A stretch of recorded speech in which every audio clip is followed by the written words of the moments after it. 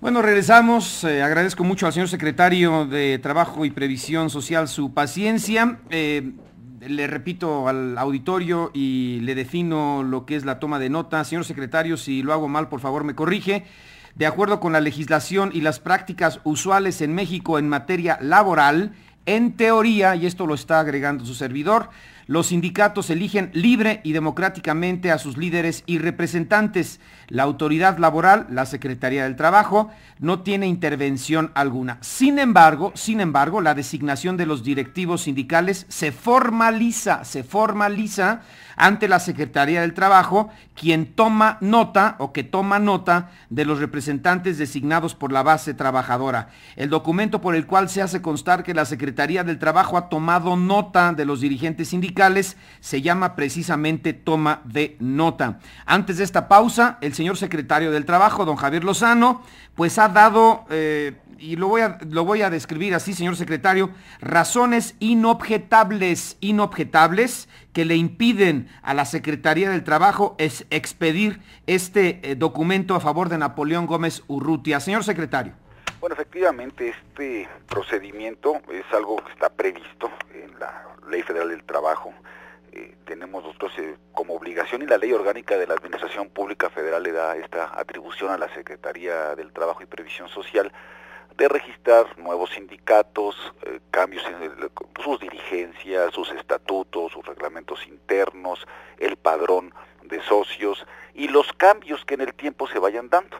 Estos cambios que en el tiempo van ocurriendo tienen que ser notificados a la propia Secretaría del Trabajo para que ésta, revisando que se haya cumplido con las formalidades y requisitos, particularmente de sus propios estatutos internos, entonces otorgue esto que se le llama toma de nota, que no es otra cosa más que el registro que queda asentado en la Secretaría de estas adecuaciones. En este supuesto, en este caso que estamos hablando, hubo 61 cambios a los propios estatutos del sindicato, más una serie de designaciones en su Comité Ejecutivo Nacional. Entonces, típicamente no hay problema con las organizaciones, lo hacen con cuidado, eligen a personas que son susceptibles de ser nombradas para estos cargos directivos, y esto pues es un trámite que no representa en la mayoría de los casos un problema. En este supuesto, desafortunadamente, como es público y sabido que el señor Gómez Urrutia está fuera del país porque pesan sobre él 3 órdenes de aprehensión, cosa que además nos confirma por escrito la Procuraduría General de la República, es que esa situación jurídica tan particular pues nos obliga a hacer un examen muchísimo más detallado y minucioso de sus propios estatutos para ver si él era o no elegible, y llegamos a las conclusiones que ya apunté. Entonces, por esa razón es que no se le puede dar la toma de nota, aunque la verdad es que el resto de los nombramientos que nos pidieron, que se solicitó la toma de nota, no tuvieron el menor problema y pues se accedió a registrarlos como dirigentes del sindicato. Señor secretario, ¿cuánto ha perdido la industria minera nacional por el conflicto con Napoleón Gómez Urrutia? Que yo creo que son números que también hay que repasar, ¿no? Hay que repasarlos. La verdad es que esa información yo creo que mucho más precisa la tiene la Cámara Nacional de la Industria Minera, pero un cálculo somero, digamos, de lo que ha sido la caída en la producción extractiva en el país en el último trimestre, nos arrojaba aproximadamente un 12.5% como causa directa de esa caída, los conflictos laborales y particularmente pues esta huelga que ha estado durante 11 meses en Cananea. Si te fijas, Oscar Mario... Perdón, que son cientos de millones de dólares. Como usted dice, no podemos ser precisos porque se desconoce la cantidad exacta, pero digo, son cientos de millones de dólares y quizá que cientos de empleos o miles de empleos. Bueno, no sé, ¿no? Lo que ocurre es eso, que después de mucho tiempo pues optan las empresas por mejor cerrar y liquidar a su personal con tal de no mantener ese tipo de relaciones laborales, porque además en esta administración ha habido muy pocos casos, pero la pasada administración, este sindicato convocó a una serie de paros, que es muy distinto, porque al principio me preguntabas qué va a pasar con estas reacciones del sindicato. Si ellos acuden o recurren al derecho de huelga que está consagrado en la Constitución y lo hacen perfectamente apegados a lo que establece la Ley Federal del Trabajo, no hay ningún problema, es un derecho legítimo colectivo de los trabajadores. Pero si se recurre a un paro como una mera suspensión de labores para presionar a una autoridad, eso es una figura totalmente ilegal. Y eso sí puede y debe dar motivo a que si en un periodo de 30 días un trabajador deja de asistir a su centro de trabajo 3 días sin causa justificada, le da la posibilidad al patrón de rescindir esa relación laboral sin ningún tipo de responsabilidad. Entonces, yo sí lo que creo es que los trabajadores del sindicato deben estar muy conscientes de que ese tipo de paros y actitudes los puede llevar a ellos a perder su empleo sin ninguna responsabilidad para el patrón. Entonces, mejor que todos, yo sé que es incómodo de repente, sé que es una mala noticia para el secretario general del sindicato decirle que en esta ocasión ya no se le puede refrendar la toma de nota de la que venía gozando, pero él debe de entender que su situación jurídica personal lo inhabilita para ese cargo.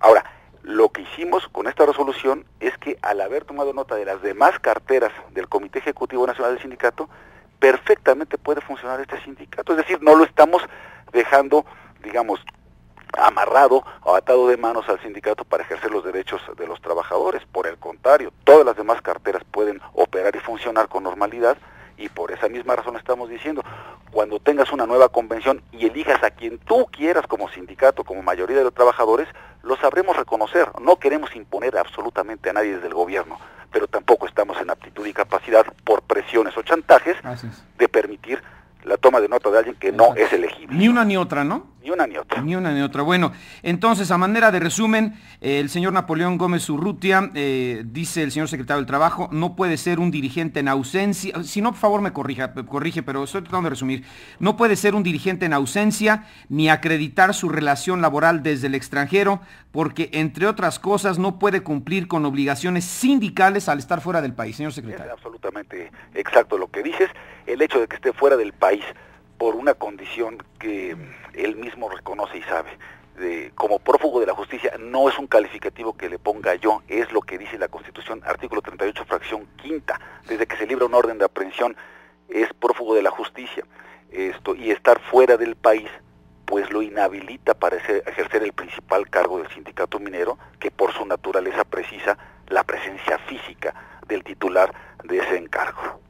Ahora, yo creo que es un buen momento también para comprobar la independencia o la democracia que debiera ya existir dentro del nuevo sindicalismo que debiera también imperar en México, ¿no? Bueno, pues es una oportunidad que tienen los trabajadores de retomar ese camino y de ver entre sus cuadros, muchos de ellos añejos, bien calificados, perfectamente habilitados desde el punto de vista legal, y bueno, tomar sus decisiones con absoluta libertad. Lo que nosotros queremos privilegiar, más que la autonomía sindical, que desde luego la respetamos, es la libertad sindical, que sean los trabajadores y solo ellos los que tomen sus decisiones, pero siempre basados en la legalidad, porque aquí hay una discusión, nos está reclamando un poco uno de los líderes de este sindicato, que estamos violentando el convenio 87 de la Organización Internacional del Trabajo.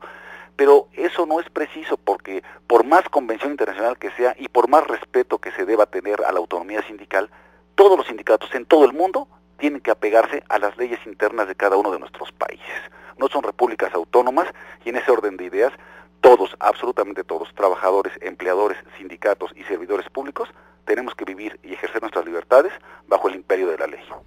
Sí, porque dicen, bueno, el convenio 87 ¿Sí? de la Organización Internacional del Trabajo, que consagra el derecho de los trabajadores a elegir libremente a sus representantes. Bueno, pero tienen que elegir a un claro, líder que deba y que pueda cumplir con sus obligaciones, así ¿no? es, y aquí, paradójicamente, lo que nosotros estamos haciendo es que con base en sus propios estatutos, y por eso pusimos en la página de internet todos estos fundamentos legales, en 9 cuartillas que ayer leí ante los medios de comunicación, son sus propios estatutos, no la autoridad, los que inhabilitan al señor Gómez Urrutia para ejercer el cargo de secretario general del sindicato. Bueno, tenemos unos segunditos más, pero simplemente también hacer un llamado a las autoridades locales del Distrito Federal para impedir que unos cuantos no líderes, sino integrantes de algunas organizaciones, vayan a bloquear hoy mismo el periférico de norte a sur y de sur a norte, ¿no? Ahí enfrente de sus oficinas. Pues tampoco se vale, ¿no? Vale la libertad. Porque el gobierno del DF va a decir, bueno, pues es culpa, es un asunto federal, sí es un asunto federal, pero ¿quién gobierna aquí en la capital, no? Pero pues precisamente la capital de la República, lo hemos dicho muchas veces, es el centro donde está el asiento de los poderes. Pues es Distrito y es Federal, lógico, ¿no? por eso se llama Distrito Federal. Eso lo deberían saber desde el momento en que buscan ser electos como gobernantes de esta capital.